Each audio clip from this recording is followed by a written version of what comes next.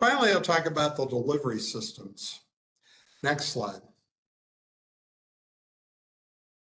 And as promised, I'll explain what levitation is. It's an air gap you put into the weapon that allows the implosion wave to gain speed and compress the nuclear material more efficiently. Now, the U.S. nuclear weapon designer Ted Taylor first expounded this general principle in the 1974 classic book, The Curve of Binding Energy. And he did it in this terms of advice on how to hammer nails. Though interestingly, back in 1974, the term levitation was so hush-hush he couldn't say what it is.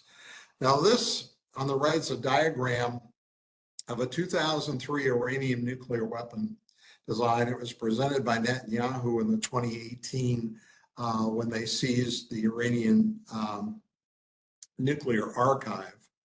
And it's not clear that these are proportional in size, but if they are, I calculate that space, the white space there in the middle, the air gap's about a couple inches in size. Next slide. Now, levitation has a big impact on the size and efficiency of the weapons. Now, as I said, Fat Man wasn't levitated. It was 5 feet in diameter, weighed 5 tons. You can see the tires on that, the dolly there are automotive sort of tires. You needed a B-29 to deliver the thing. And why it is important is there's some people who believe that, well, country's first weapons, and David Albright in particular, he always likes the term crude for some reason, even though I'm sure the people at Nagasaki didn't say, oh boy, that was a crude weapon. But people still think this is what countries are going to first produce, even though that's, as we'll see, not the case. And so when North Korea first tested in 2006, people were saying, well, it's still okay. They can't deliver the thing. It's this little big heavy thing, but no. Next slide. Now the Soviets and the Brits, levitation is a real obvious thing. So the Soviets came up with a levitated design from the get-go. Now, however, in the wonderful country that was Stalin's Soviet Union, anyone who came up with an improvement that turned out to be ineffective would be considered a saboteur and dealt with accordingly. So when the intelligence services produced information on the US Fat Man design, the Soviets used that one first. So their first test was, in fact, basically a Fat Man copy. Now the Brits, again, Penny knew what the Fat Man design was, and he again also started out trying to replicate the Fat Man design, but he became concerned about criticality because the Fat Man design was pretty close to being critical when it was put together.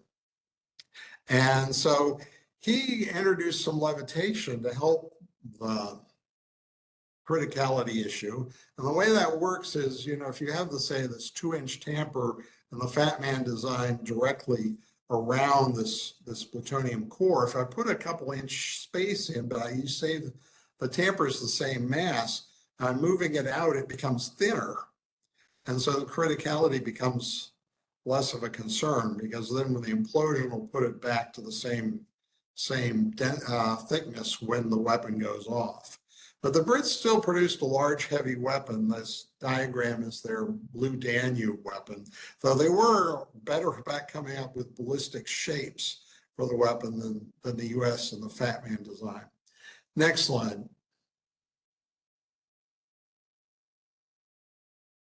Both the French and the Chinese were levitated from the start. The French first device was only a third of Fat Man design, triple the weight.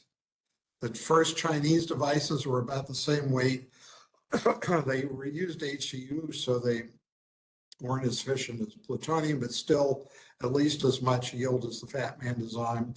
You can see the weapon, the Chinese weapon here. It's the one on the right. It's a little hard to gauge the scale because the Chinese woman is likely shorter than the American men in the Nagasaki and the Fat Man picture, but still you can see it's smaller.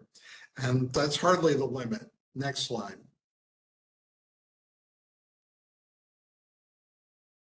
The US needed a weapon small enough, light enough that you could carry it on a tactical aircraft, and came up with something called the Mark 7. This was a very versatile weapon in use for 15 years, could be used for a lot of different things, including an air-to-surface missile, which is what you're seeing in the photograph there.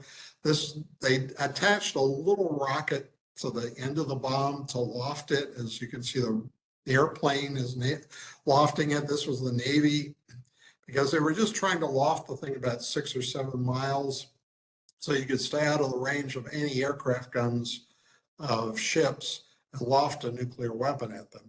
Of course, over time, the ships started shooting missiles at the airplane, so they had to come up with something a little better. But still, this was a very good weapon, only half the diameter of the Fat Man, only 1/6 the weight, still more yield.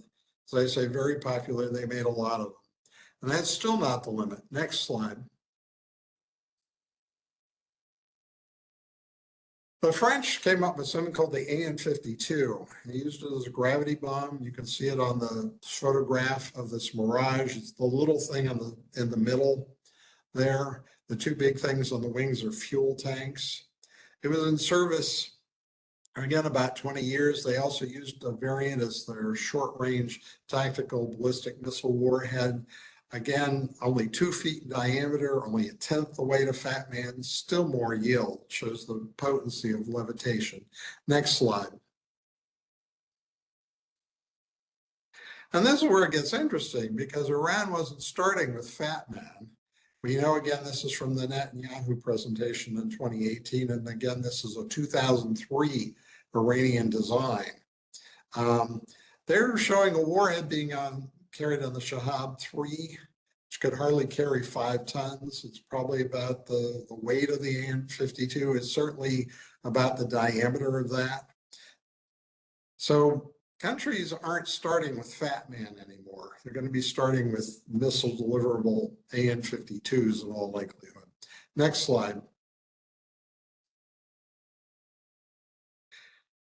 So in conclusion, the World War II experience shows that the conversion of these materials into metal forms and shapes only going to take a week or two with minimal wastage.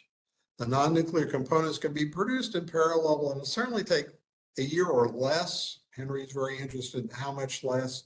I might talk about the issue he raised, because he talked to me about it yesterday. I thought about it. Unfortunately, the historical experience, I don't think will shed a lot of light on this. But today, I think countries are going to be starting with AN-52s, not Fat Man, and they'll certainly ease their transition to ballistic missile deliverable weapons. So with that, I'll conclude. Thank you.